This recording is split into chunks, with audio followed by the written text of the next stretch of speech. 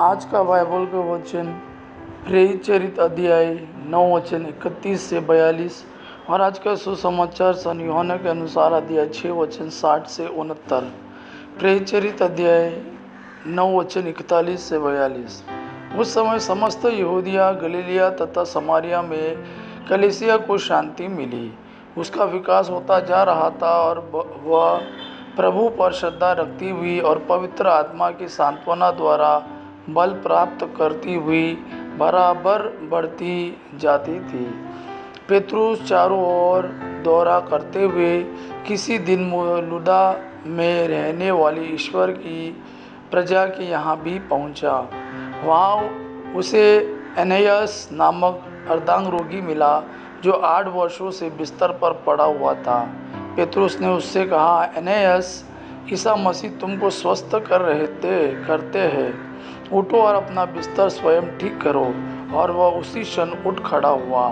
लुदा और सरोन के सब निवासियों ने उसे देखा और वे प्रभु की ओर अभिमुख हो गए। योपे में तबिया नामक शिष्य रहती थी। तबीता का यूनानी अनुवाद दोरकास अर्थात हरिणी है। वह बहुत अधिक परोपकारी और दानी थी।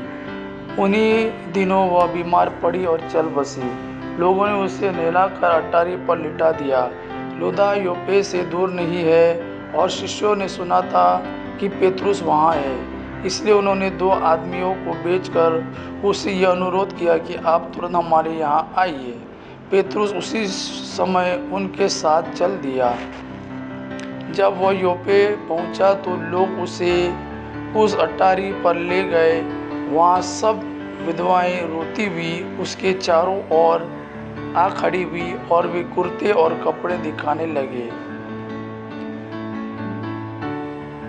दिखाने लगी जिन्हें दोरकास ने उनके साथ रहते समय बनाया था।